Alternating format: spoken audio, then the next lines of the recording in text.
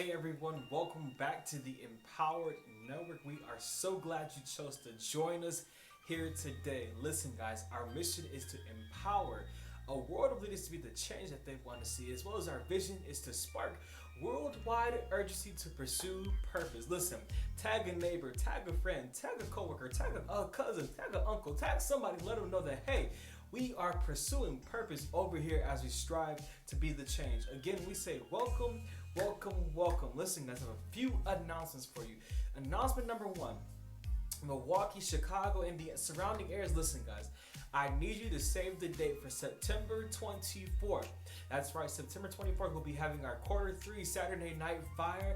And I listen, you need to make sure that you are there. I believe that revival wants to hit Milwaukee once again. That's right, I said it last week, and I'm going to say it again, that revival wants to hit Milwaukee, and I need you to be there to experience an encounter like never before with God. Whew, okay, let me pause before I get excited. Announcement number two. You guys have asked, you guys have requested it. We're almost close to having a date solidified, but we are bringing back our Empowered Hour Zoom sessions. That's right, our Empowered Hour Zoom sessions. Feel free to join us when we launch them again. I'm excited to break bread, to talk wisdom, to talk strategy, to talk plan, to talk empire. Look, I'm excited. So again, our Empowered Hour Zoom sessions are coming back soon and very soon. And last but not least, if you would like to be a part of our Hear My Heart segment, by all means, feel free to reach out to us. We would love to work with you. We would love to partner with you on our Hear My Heart segment.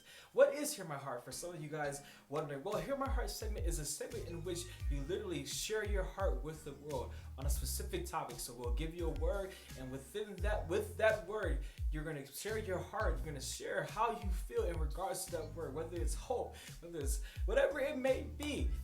The freedom is yours. Now, all I ask is you keep the cussing down. Keep the cussing to a minimum, because, I'm a Jesus servant. But just keep the cussing down, but, share your heart. But anywho, last but not least, freedom, the meaning of life. Again, we're still doing our deal.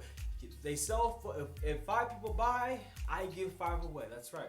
For every 5 that Dream Publications sells of this book, I will buy 5 personally and sell them and do a giveaway through the Empowered Network. Yes, that's right. Matter of fact, there will be requirements for that sweepstake. Yes, we like the free, but we don't want to do the work. Let me stop playing with y'all. Listen, I'm just excited to be back. I'm just excited to be back with my Empowered Network family. I'm excited. Listen, guys, again, we want to say welcome to the Empowered Network. That's right. Now, the month of August, this month right here, yes, this month in June, this month period, we'll be talking about this month is personal. This month is personal. Now, although this may be the theme of the month, there are different specific subtopics we're going to be talking about within the month. So, subtopic number 1 is I know the dream. I know the dream. And if you could turn with me to 1 Thessalonians chapter 5, verse number 24. It's a very short verse. I'll be reading from the ESV version today, and it simply says, "He who calls you is faithful. He will surely do it." He who calls you is faithful. He will surely do it. Now, again, the title of this series of the month of August is This is Personal. I must make it known, for those of you who did not see the Instagram video, I must make it known that this month, that this time of our life is not a time of revenge. This time of our life is not a time of acting out of bitterness. This time is not a time to prove people wrong. This is not a time in our life. As a matter of fact, for lack of better terms, this is not a time in our lives when we can act out of offense and defense. Now, this is a personal time. This is a personal thing. This is a personal thing that has grown within you. This is something that has grown to have a reputation through human culture. Yes, this is personal. Through human culture, time and time again, we have made it our personal business. We have grown this to simply mean, again, must make it known that I am that person. I am who I say I am. I am healing. I am the healing that I say I am. I am the growth that I say I am. I am moving on that I say I am. This is what we have taken this is personal as. But because of this, it has revolved from truly meaning healing, truly meaning growth, truly meaning getting better, truly moving on to operating and acting out of offense and defense. Now, the mindset of offense can be very dangerous simply because just like anything else, it grows and it grows. And if it's not contained the right way, if it's not contained right away as well, if we lose sight of this offense, I'm here to let you know that it can be very dangerous. Why is this dangerous? Why am I going here right away? Well, because offense tells us that everyone is against us. Offense tells us that no one understands us. Offense tells us that they are purposely calling you out. They are purposely making mockery out of you specifically for the benefit of them. Offense tells us that you have to make them see that you are right. You have to make them see that the seed that is planted within you is for the right. You have to defend. Offense leads to defense. Yes, offense. And as it continues to grow and fester within you, 9 out of 10 times, as it grows and continues to fester within you, offense turns into anger. Anger turns into bitterness. Bitterness turns into hate. It's just a downward spiral. Just a downward spiral because we couldn't contain it right then and there. And 9 out of 10 times, this starts due to the fact that there has been a huge gap of misunderstanding. Offenses happen because there's a gap of misunderstanding. Yes, a gap of intimidation. Yes, there's a gap of misperceived there's a gap of misperceived protection. Yes. So again, 9 out of 10 times, offense happens due to the fact there's a gap of misunderstanding, there's a gap of intimidation, and there's a gap of misperceived and misunderstood protection. And this gap is the common denominator ruining relationships, ruining friendships, ruining bonds, ruining families even. This is the gap that's ruining, that's splitting us and pulling us apart. But from this day forward, I declare and decree that that gap will no longer stand. Now, the reason why I'm bringing up the gap, the reason why this gap is so important, because the slightest bit of room that you give the enemy, he will take it and work with it. The bigger the gap, the more room he has to work with your mind. The bigger the gap, the more room he has to let you see what he wants you to see. The bigger the gap, the more he can allow you to have that wall, to build another wall.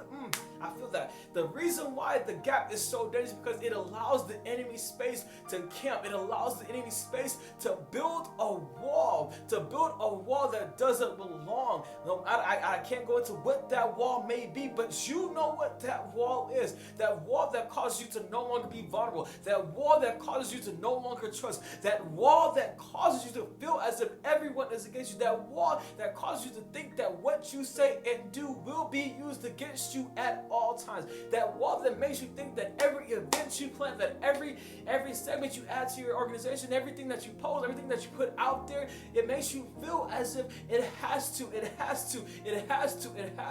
That wall that is built between that gap, which is why, again, it's important that we contain that offense right away. And again, I declare and I decree that will no longer stand.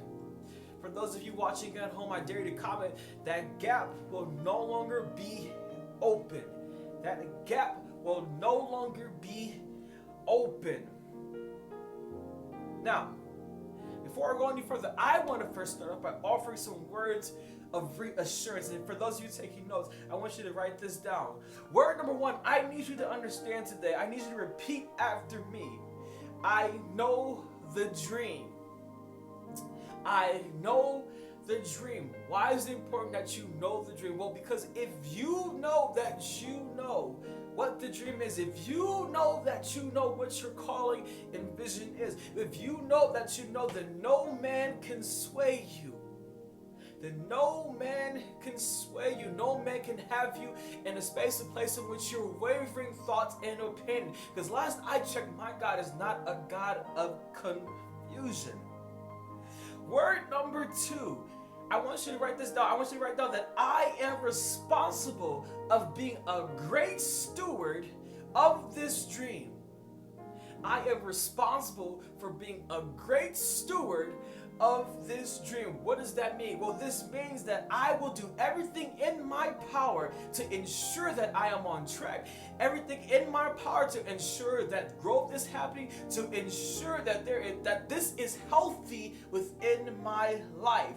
This is as well impactful in my life. This is impactful in other people's life, and more importantly than anything, this draws me closer to God. I'm going to say it again. Point number 2, I want you to write down that I am responsible for being a great steward of my dream. Meaning that it is my job to do everything in my power to ensure that I am on track, I am growing, this is healthy within my life, it's impacting not only my life but others, and more importantly than anything, this draws me close to God. And point number 3, I want you to write down, God is faithful to me, so I must be faithful to Him. God is faithful to me, so I must be faithful to Him.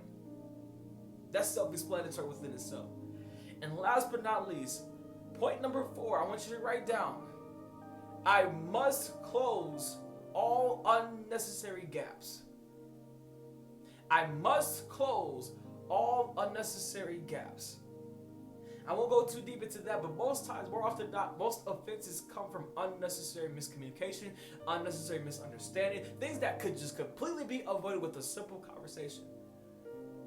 Moving on. Again, I want to emphasize today that your dream, again, I know the dream. That's the title of today's lesson. I know the dream. And I'm here to let you know today that because you know the dream, this is going to require you to move different. You must move different. Now, we as people have gotten desensitized. We have lost empathy and sympathy for others when it comes down to hindrances. I'm walking heavy today, I know, but this is what God gave me. We as a people have gotten desensitized of empathizing and sympathizing with people and their hindrances.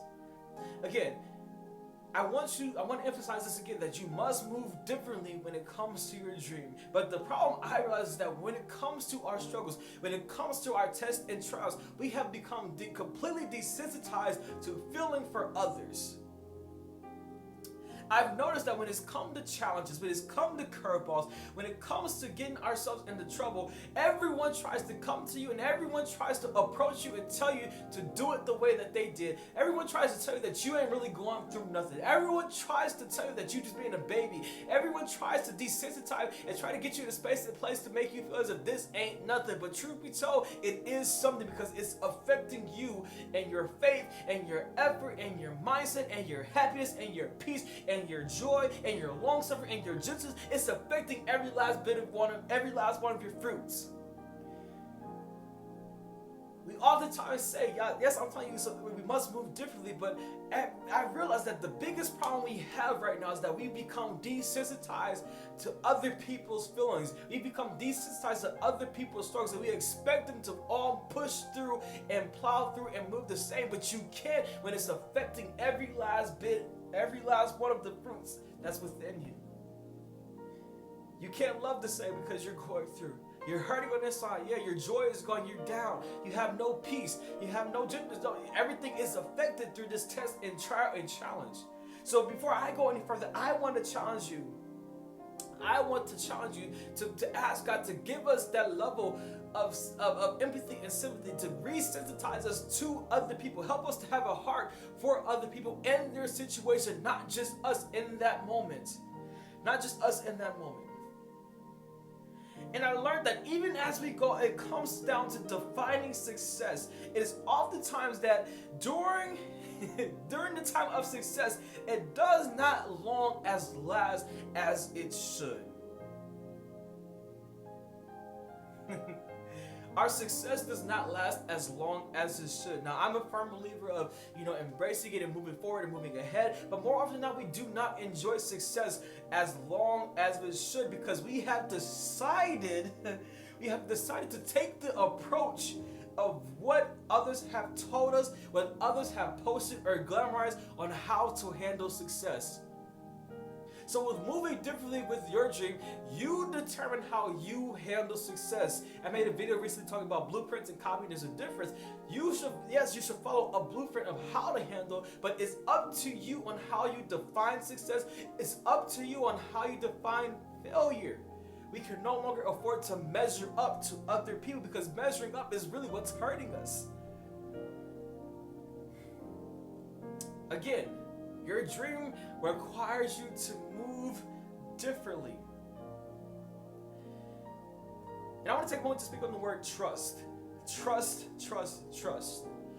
By dictionary, the dictionary says that trust means a firm belief in the reliability, truth, ability, or strength of someone or something. Now, with that being said, with moving differently, I ask you today, who have you trusted with your dream?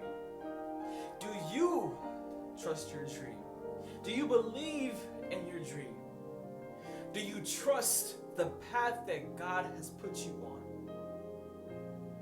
Do you trust that the work that's put in behind the scenes, do you trust that the work that is actually seen by the people, do you trust that the things that have been publicly praised, do you trust that it's going to pay off? Do you trust it? Moving differently requires you to trust. Because more often now we have a lot of people who are moving, but they don't trust fully the process. They don't trust that what's seen and what's not seen is going to pay off. They have a hard time trusting people that they told the dream and the vision to, because we don't know if they believe us. We don't know if they're talking about us behind their back. We just don't know what to believe. But what will separate you from everybody else is having 100% complete trust in God first and foremost. 100% complete trust in the process and the path that He has placed you on. Okay, I gotta keep moving, I gotta keep moving. Now, I need you to understand that your job and your thought process must change during this time. I need you to understand that it must change. I need you to understand that there's an awareness that needs to take place. Now more than ever, you are required to stay prayed up. Now more than ever, you are required to have heavy discernment. It is important to be vigilant at all times. I say this because due to lack of awareness and due to trust,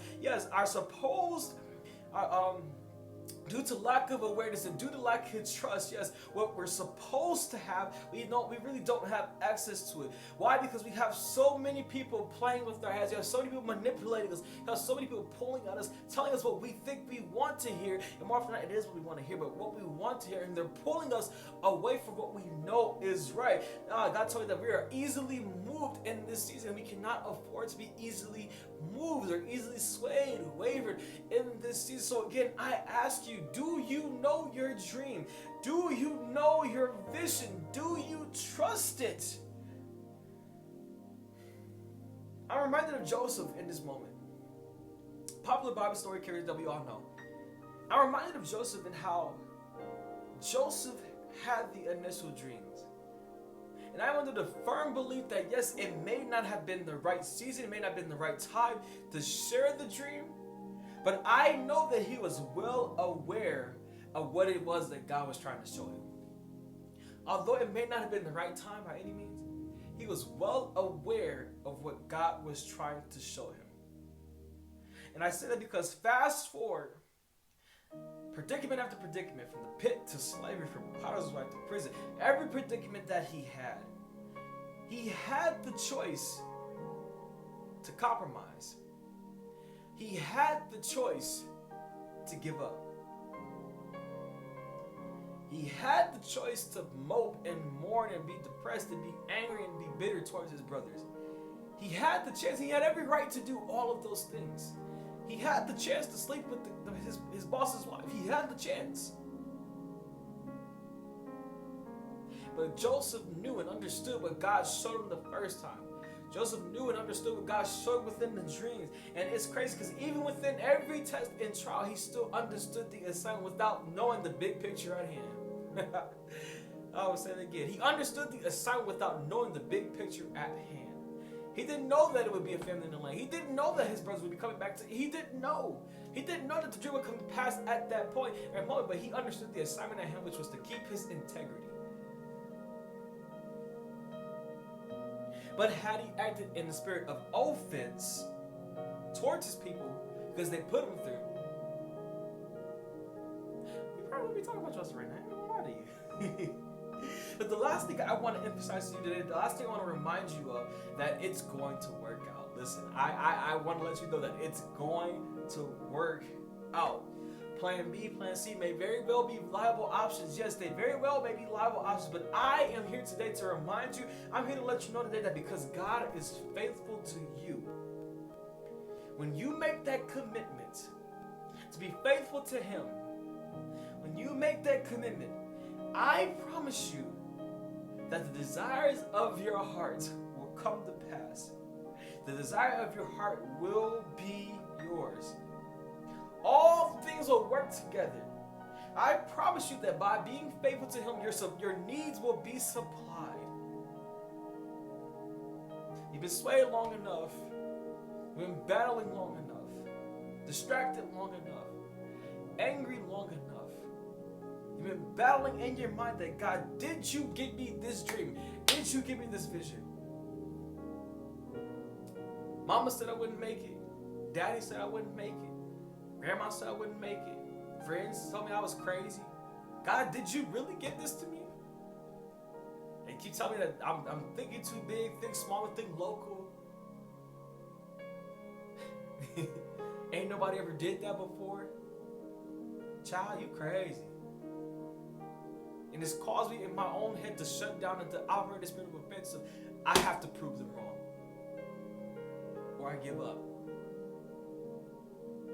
I'm here to now remind you that you know the dream. You can't sit here and make, you know the dream.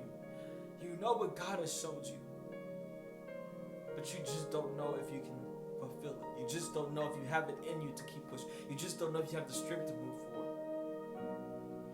I'm here to let you know today and remind you. All things work together. Again, because God is faithful to you. It will come to pass. And it's been a minute since we've done this type of thing here at the Empowered Nerd, but I want to give you a homework assignment. Yes, you have homework today. You have homework. Find time within the week and write the dream down. And I challenge you to not only write down the dream, but begin to write down the steps you need to take. Steps that you know you are able to make within now. Things that you can change and adjust within your life now. And I promise you that as you begin to walk and make those steps, things will begin to happen. The dream will begin to come to fruition. Your focus will be like never before. Your attention will be on what it is that God is giving you to do. So the choice is yours. I challenge you as you continue to strive to be the champion.